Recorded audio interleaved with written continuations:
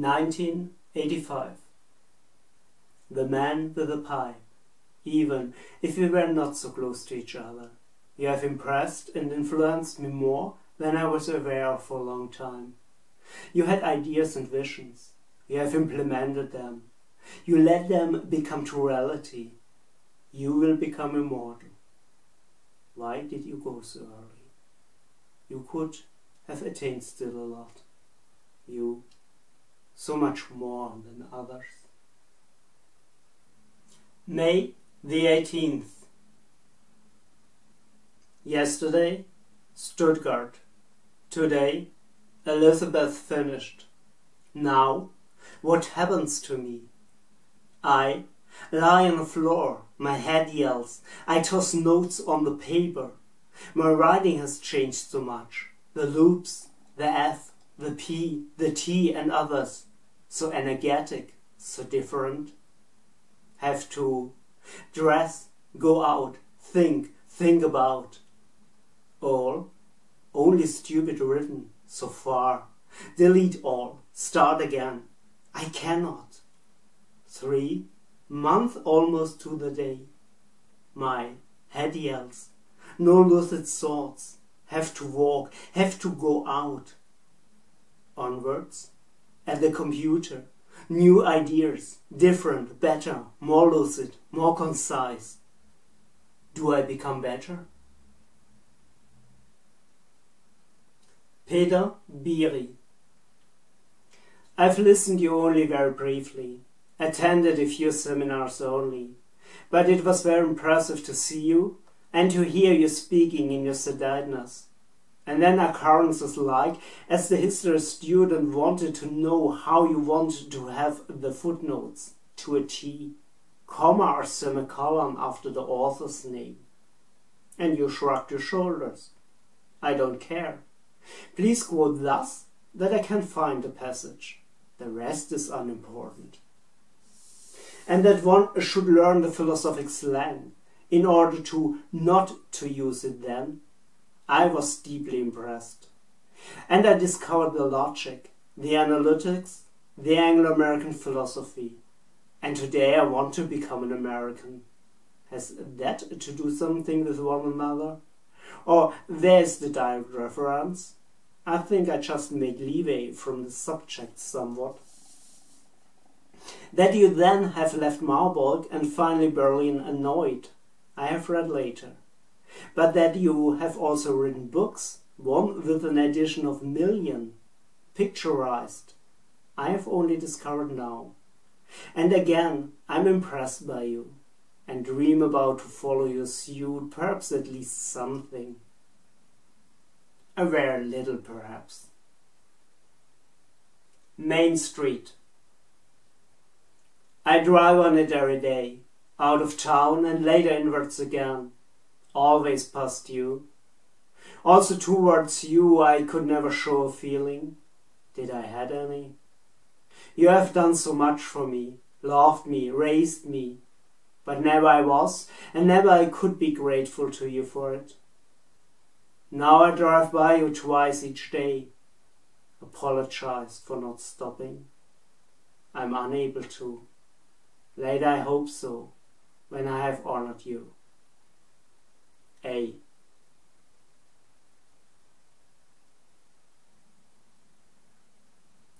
Kurt Wuchtel. At you, I could continue with that, what I had found at Mr. Biri. Also you impressed me very much. Again this calm style. Again logic, analytics, Vienna Circle and more. Carnap, the logical structure of the world. Your view on Heidegger, thoughts on different attitudes of mind, and the possibility, more precise impossibility, of these different attitudes of mind to communicate in fact with each other, to talk past each other. Your books were and are important reading to me, and that you asked whether you are allowed to keep my term paper on Carnap made me proud. The problem of bivalence. Let's look at nature in form of a black female jaguar. She can be beautiful in her shape, in her movements, in her look fascinating.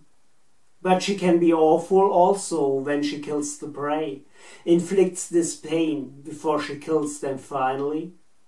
She can be tender to her cubs that she cuddles. She is this in her entirety. She cannot be divided into the beauty, into the awful, into the tender. She is all or nothing. No bivalence, no bivalency, fuzzy logic. And mankind? Has he not left nature behind? Is he not able to think beyond nature?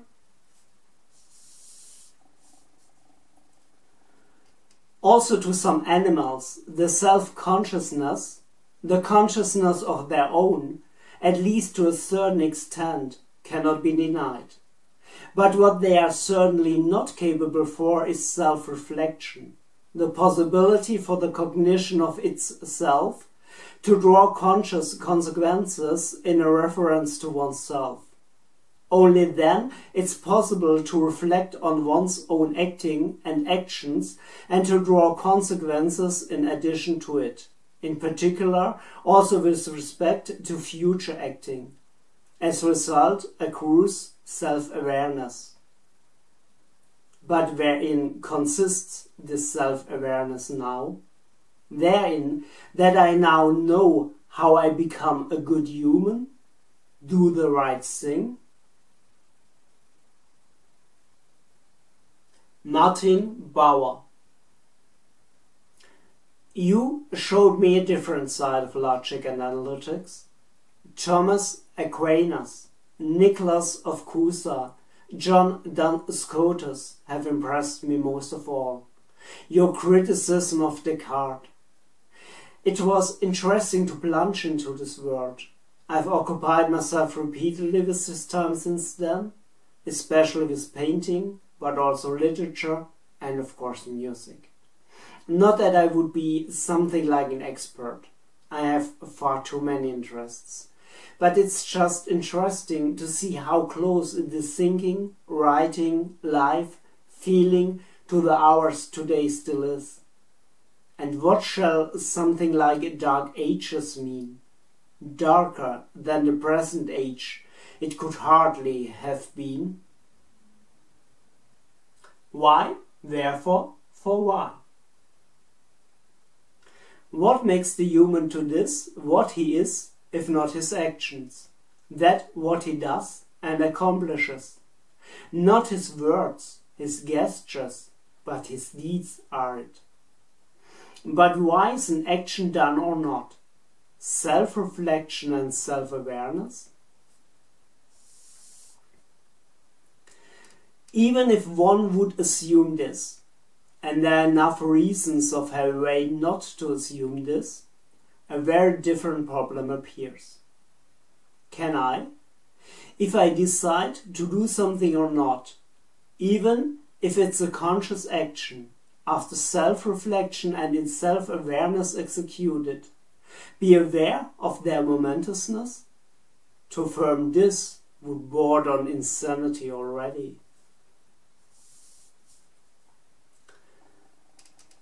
But if I execute an action not on the basis of self-reflection and self-awareness, whereby we have seen above that this actually has no pertinence, and cannot gauge their consequence, what then still remains than to deduce that my actions generally arbitrariness indwell, and I never can be aware of their motives and their momentousness.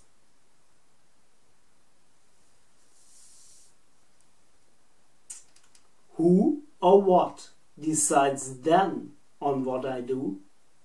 And who or what is then responsible for it? God? Devil? Fate? Coincidence? Others? Living conditions? Subconsciousness? Superego? I?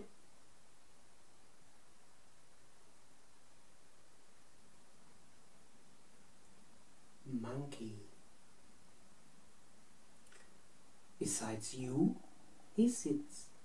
When you, with your supercharged jet black Chevrolet convertible, were driving down the strip to the Mandalay Bay.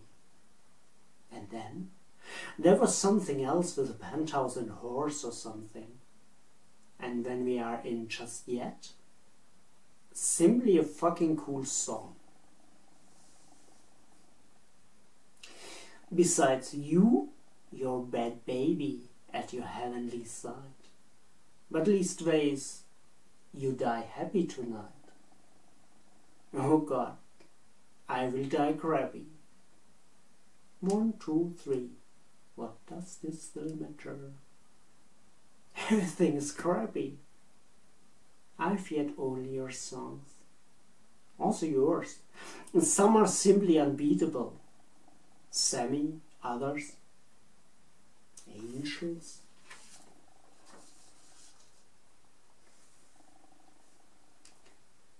I think of the wild palms. When someone could provide me with this drug, then I yet only would see the church, yet only would hear her tolling, unbearable loud, chattering my tympanum. I would do everything to get her. Everything. Grab everything.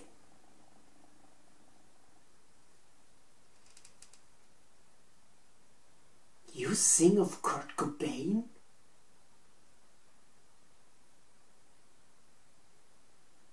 Did you do it correctly, Robbie? Did you do it correctly, Lana?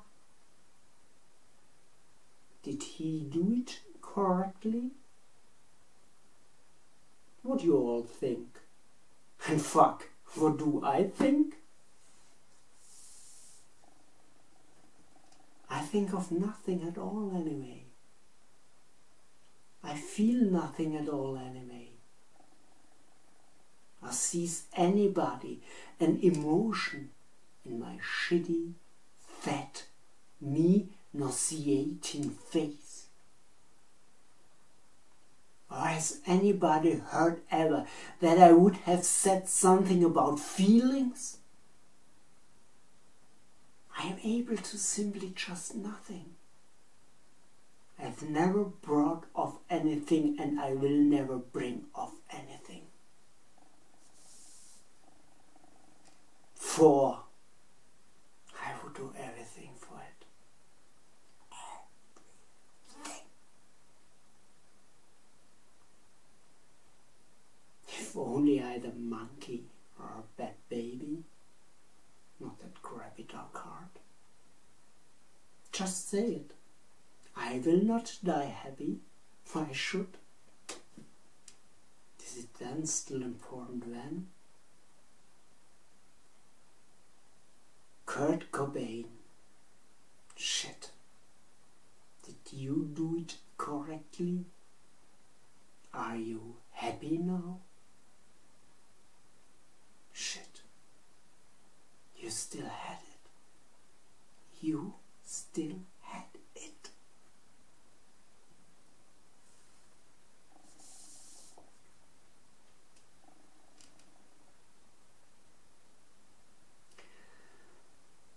I'm on stage. For the first time, I'm in my whole shitty, bovine, incapable, apathetic, uneventful, unproductive life happy when I sing a song, just only one. And the people, who listen to me are happy, cheer. And I hold me the gat on my temple, or gladly also scatter gun down to the chin, and pull the trigger. And then I'm happy. Or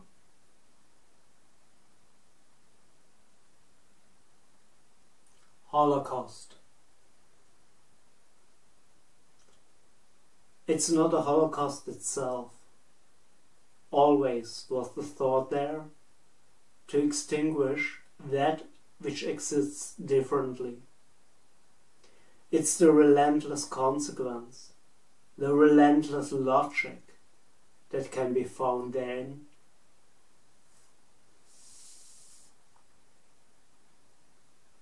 How was it? With penetrating accuracy, precision, to plan the obliteration, to look for rational solutions, to overcome difficulties, always on towards the aim, never losing sight of it.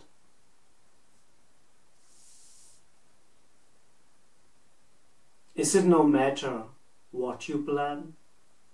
The creation of a work of art, or the annihilation of a folk? Is it only important to set an aim, and then to want to achieve it?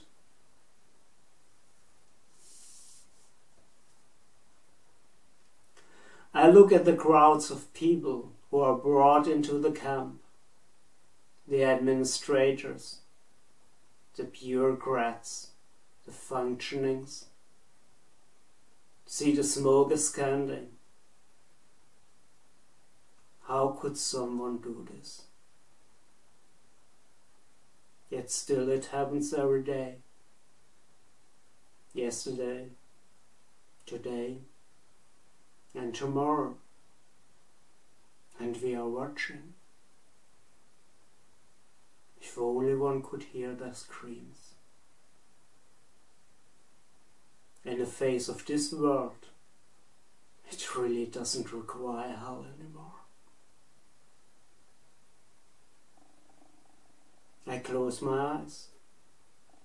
Come as you are. I hear their screams. Hear the calling. Memory. Nothing but memories. No, I have none. Unfortunately.